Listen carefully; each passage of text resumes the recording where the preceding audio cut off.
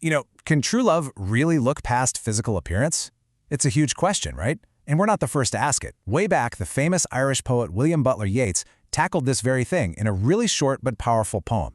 So today, we're going to dive into his classic For Anne Gregory and see what it has to say about this whole outer beauty versus inner worth thing. All right, so here it is, the whole poem. And as you can see, it's pretty short. It's basically set up like a simple chat, a back and forth between this young woman, Anne, and some guy who isn't named. But don't let the size fool you. In just 3 little stanzas, they get into one of the biggest questions out there. So what are they even arguing about?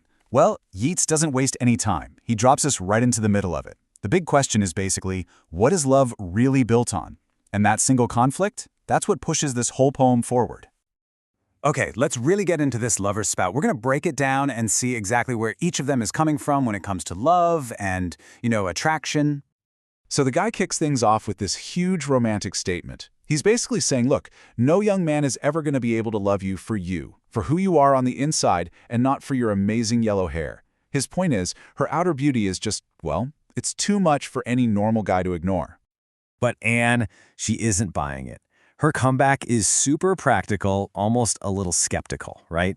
She's like, okay, fine, but what if I just dye my hair? I can make it brown or black or even carrot-colored. It's a total challenge to his idea. She's saying, if I change the one thing you say is so distracting, maybe then someone could actually love me for me. And right there, that's the heart of their disagreement. On one hand, you've got the guy's perspective, which is pretty idealistic, almost like, hey, that's just how men are. We can't help but be drawn to beauty. And on the other side, you have Anne, who's way more down to earth, basically saying, all right, let's put that theory to the test. But come on, this is a Yeats poem. We know that yellow hair isn't just about hair, right? So let's dig a little deeper and figure out what it's really symbolizing in this whole debate. Okay, so the yellow hair is basically a stand-in for all physical beauty. The stuff you notice right away. But Yeats is making a point here. It's superficial, and this is key. It's also temporary. It doesn't last. So when Anne talks about dyeing her hair, it's not really about getting a new look. That whole act is a symbol for just how easily we can change how we look on the outside. It's fickle. You can't rely on it. And that makes it a really shaky foundation to build something as important as real love. And this gets to the heart of what they're both actually looking for, being loved for yourself alone. What does that even mean?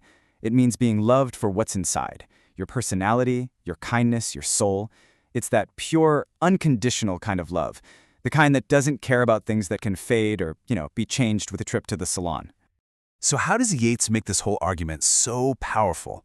I mean, he's not just telling a simple story here. He's actually using some clever poetic tricks to guide how we feel about it. Let's pull back the curtain and look at a couple of his secret tools. Okay, so let's stop and think about this for a second. If Anne actually does it, if she dyes her hair, does she win the argument? Will that prove that a guy can love her for just her? And here's the big irony, the twist in the whole thing. Anne's plan is all about changing her looks to find a love that's not based on looks. See the problem? Her whole test is still playing the appearance game, which is the very thing she says she wants to get away from. It's a flawed plan from the start. Now, did you happen to notice something? A specific phrase that keeps popping up.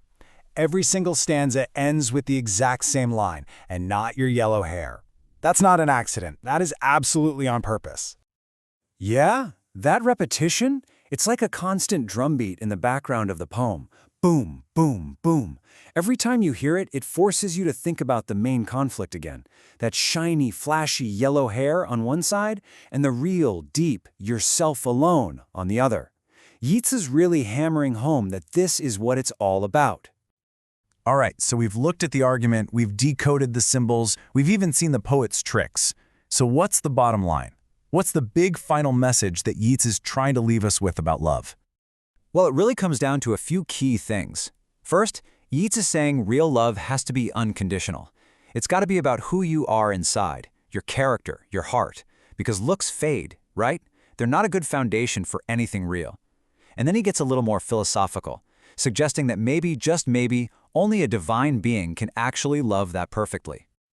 And that's exactly where the poem ends up.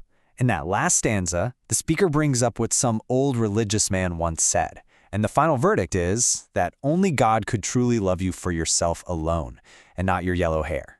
I mean, wow. It's a pretty deep and humbling way to wrap things up. And that just leaves us with this one big question, doesn't it? I mean, think about our world today. With all the social media filters, the perfect online profiles, this constant pressure to look a certain way, what does being loved for yourself alone even mean anymore? It kind of makes you think that Yeats's poem, written so long ago, might be more important now than ever. It's a real challenge for us to try and see past the surface.